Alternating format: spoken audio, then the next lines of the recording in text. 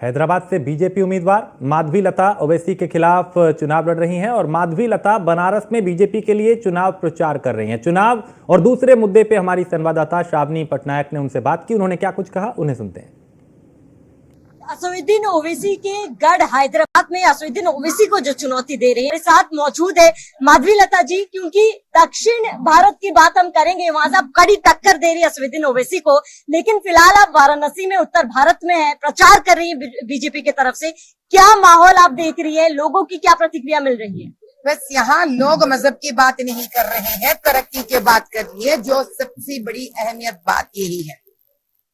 जो लोग मजहब का मुद्दा लेकर आगे बढ़ना चाहते हैं, हम उन लोगों को ये बात तो अब स्पष्ट हो जाना चाहिए कि ऐसे बातें अब यहाँ पे नहीं चलेंगे, वो अभी नहीं चलेंगे। वो उस प्रकार के जो पकोड़े अभी नहीं तल पाएंगे ये लोग यहाँ पर तो सबका साथ सबका विकास का नारा ही गूंज रहा है और ऐसे ही ये आगे बढ़ेंगे। नरेंद्र मोदी जी को फिर से जिताएंगे, ऐसे आंकड़े से जिताएंगे कि ये दुगना होकर दिखाएगा। माधवी लता जी, क्योंकि लगातार विपक्ष जो है धर्म की राजनीति करने का बीजेपी पर आरोप लगा रही है, धर्म को बांटने का आरोप लगा रही है, लेकिन यहाँ आपके साथ तमाम मुस्लिम महिलाएं भी मौजूद है। इस तरीके की तस्वीर आपको यहाँ देखने को मिल रही है क्या?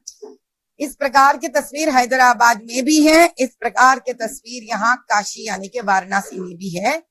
यही सारा देश को जानना पड़ेगा, ये सच्चाई है, ये ऐसी सच्चाई है जिसको जानकर हमारे प्रत्यर्थी को टेंशन हमें आ जाएंगे। एक आखिरी सवाल माधवी लता जी, जहां कांग्रेस कहा जा रहा है दक्षिण भारत में कांग्रेस की पकड़ काफी ज्यादा है और कह रहे कि दक्षिण भारत में तो इस बार बीजेपी कहीं भी नजर नहीं आएगी, क्या ऐसा कुछ है क्या वहां पे?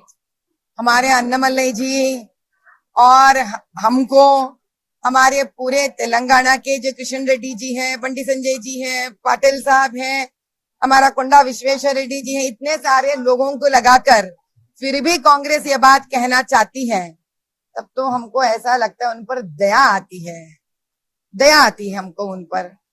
इंतजार की घड़ियां लंबी है लेकिन बहुत नीचे होते हैं, तो हमारे तरफ जब 400 पार की आवाज आ जाएगी ना, तब ये लोगों को बोरी बिस्तर बांध कर यहाँ से निकलना पड़ता है। देखते रहिए। माधवी लता जी, आप अपने आराध्य के गढ़ में हैं और प्रधानमंत्री मोदी के लिए यहाँ पर प्रचार कर रहे हैं, एक संदेश उनके नाम पर। भैया हम एक ही बात कहेंगे, प्रधानमंत्री मोदी जी के लिए इस देश का हर भारतीय उनके अपने परिवार के है, इसलिए हम सब कहते हैं हम सब मोदी परिवार। और इस परिवार में वो और एक बात भी कहते हैं सबसे कि सबका साथ, सबका विकास, सबका प्रयास, सबका विश्वास। सिर्फ जो अपने आप को पिता के स्थान पर रख सकते हैं, जो सिर्फ अपने आप को एक बड़े भाई के स्थान पर रख सकते हैं, वही इतने उच्च स्थान के बात कह सकते हैं। इस देश को वो अपना परिवार समझकर आगे लेके जाना चाहते हैं, हालांकि मजहब के नाम से नहीं, एकता के नाम से आगे लेके जाना चाहते हैं। जो भी मोदी परिवार के हैं, जो भी इस देश के हैं, जो इस देश की तरक्की को चाहते हैं, आगे बढ़िए, भाजपा को अपना वोट डालिए और इस आगे बढ़ते हुए भारत देश का हिस्सेदार बनाइए और इतिहास बनाइए।